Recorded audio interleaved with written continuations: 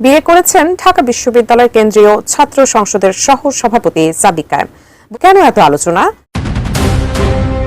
ঢাকা বিশ্ববিদ্যালয় কেন্দ্রীয় ছাত্র সংসদ বা ডাকসুর ভিপি এবং বাংলাদেশ ইসলামী ছাত্র শিবিরের কেন্দ্রীয় আন্তর্জাতিক সম্পাদক সাদিক কায়েম সম্প্রতি জীবনের নতুন এক অধ্যায় শুরু করেছেন তিনি। গত ১৩ই মে সম্পন্ন হয়েছে তার বিবাহোত্তর সম্বর্ধনা। কিন্তু এই আনন্দঘন মুহূর্তকে ছাপিয়ে এখন বড় হয়ে দেখা দিয়েছে একটি প্রশ্ন: কতটা জমকালো ছিল এই আয়োজন, আর এই আয়োজনের অর্থের উৎসই বাকি? রাজধানীর একটি কনভেনশন সেন্টারে আয়োজিত এই অনুষ্ঠানে বসেছিল রাজনৈতিক ব্যক্তিত্বদের মেলা।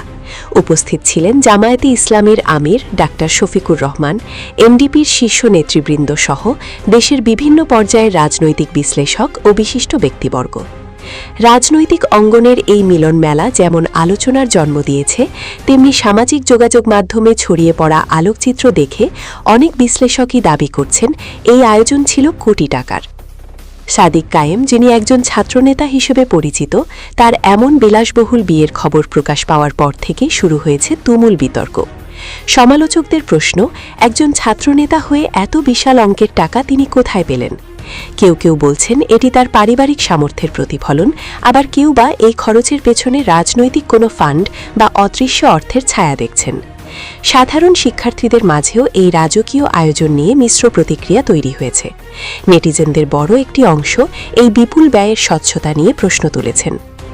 প্রিয় দর্শক, ব্যক্তিগত জীবন আর রাজনৈতিক পরিচয়ের এই দ্বন্দ্বে সাদিক কায়েমের বিয়ের রাজকীয়তা এখন টক অফ দ্য কান্ট্রি। তবে এখন পর্যন্ত এই ব্যয়ের উৎস নিয়ে সাদিক কায়েম বা তার সংগঠনের পক্ষ থেকে কোনো আনুষ্ঠানিক ব্যাখ্যা পাওয়া যায়নি। এটি কি নিছকই একটি পারিবারিক আয়োজন, নাকি এর পেছনে রয়েছে অন্য কোনো সমীকরণ? সেই সত্য বেরিয়ে আসবে সময়ের সাথে সাথে। ভিডিওটি ভালো লাগলে চ্যানেলটি সাবস্ক্রাইব করে সাথেই থাকুন।